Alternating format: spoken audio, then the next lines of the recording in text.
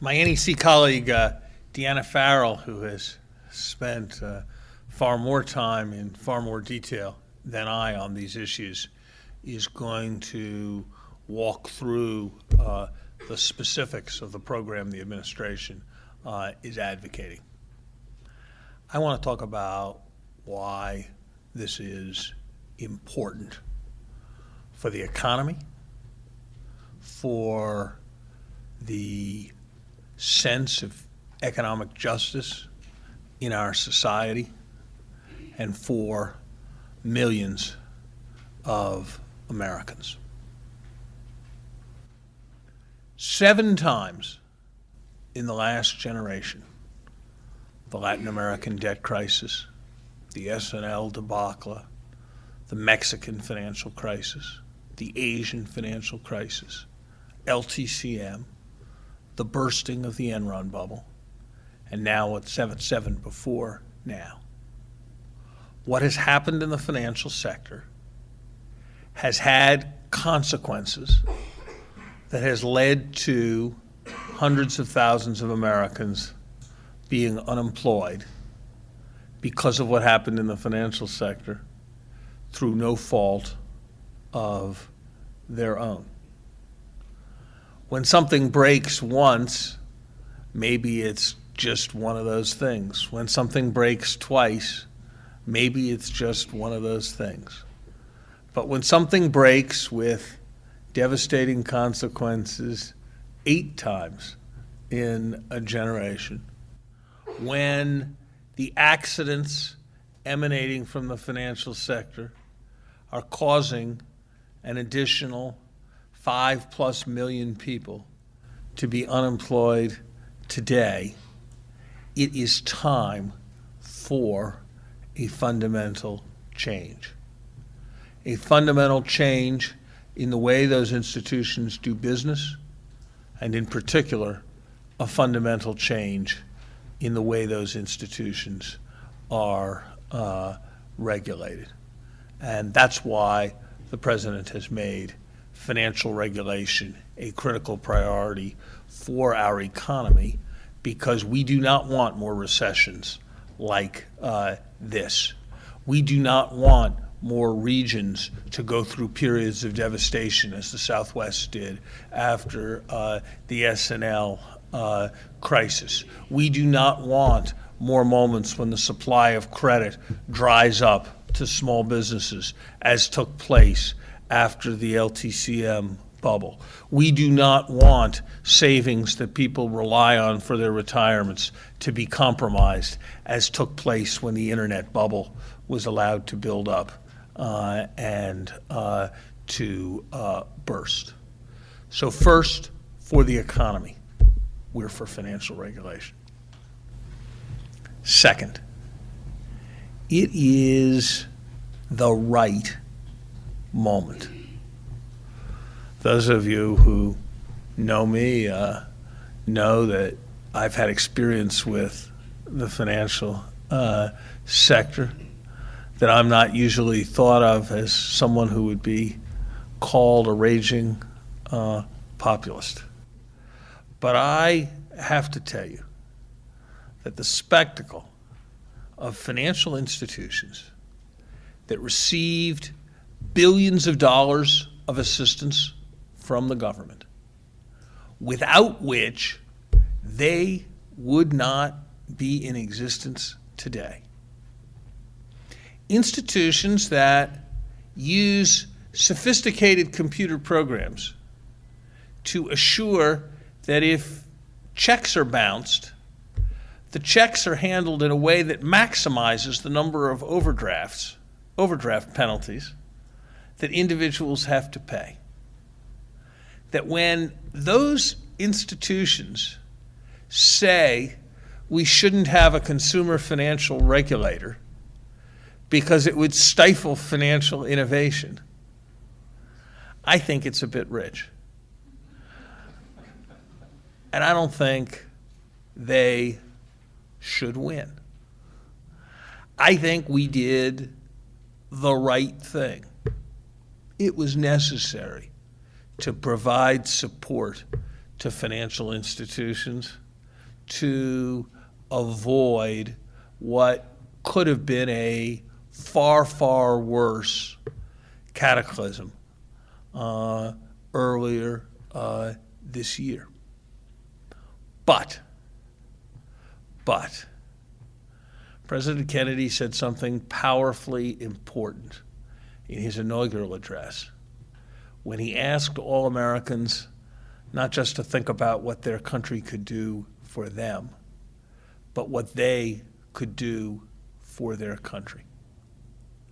And the financial institutions who have directly or indirectly been the beneficiaries of all of this support can, should, and must use this moment to think about what they can do for their country by accepting the need for regulation that ensures that their actions protect consumers. You know, we always talk, when we talk about finance, about incentives. If you have a regulator whose job it is to make sure that the banking system is healthy and profitable, guess what? That regulator is not going to mostly focus on protecting consumers and reducing fees to consumers. That's why we think the establishment of a separate consumer financial regulator is so profoundly important. If you have a system where you have a group of different regulatory agencies and the bank gets to choose which one's going to be their regulator, you're laughing, but that is actually the system we have in America today. It's called charter flipping. You want to be a thrift, you get regulated this way. You want to be a bank, you get regulated this way. You want to be a state bank, you get regulated another way. If you have competition among the regulators, the leverage sits with the private institution, not with the public institution.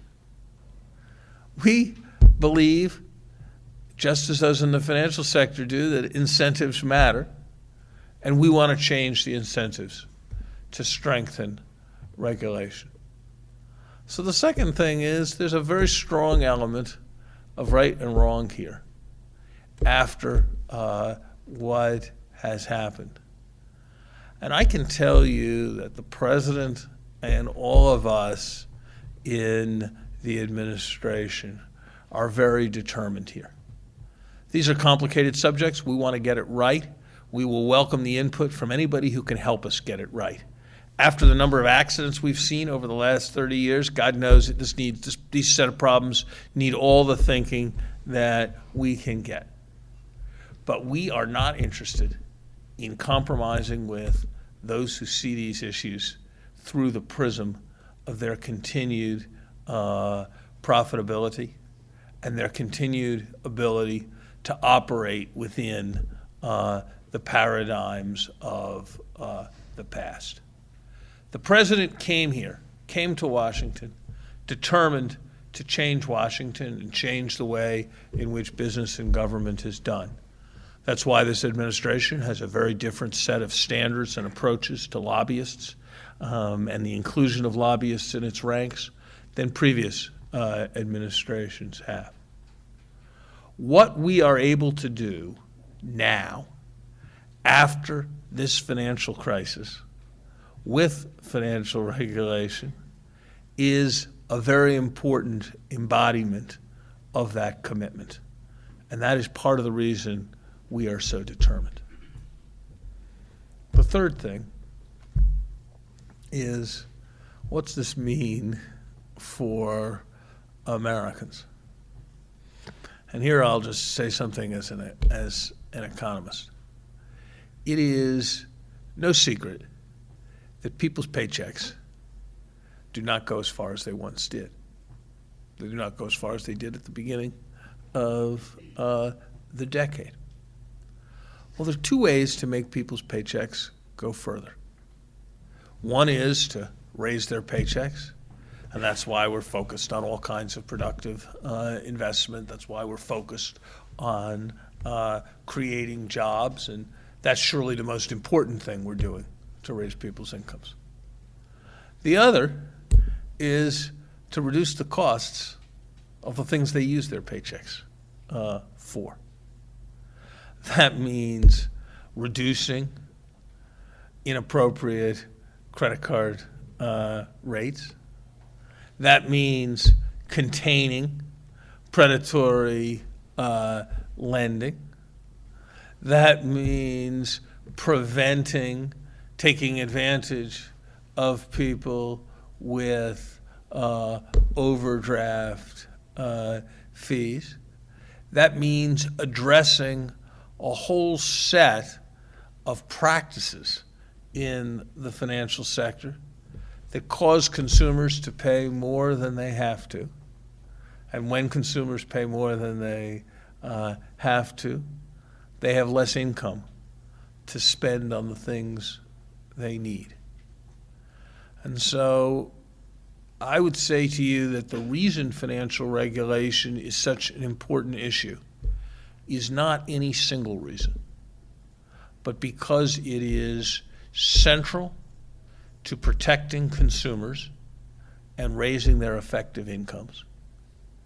Because after what has happened, it is fundamental to questions of right and wrong and to how well our society functions to correct the errors of the past. And because we need a financial system that is more constructive in being consistent in its promotion of prosperity. Deanna will talk to you about the details of our approach, but I want to underscore just finally how central this is to the President's agenda of economic renewal, and how determined we are to see this as a demonstration that government can work for all of the people. Thank you very much.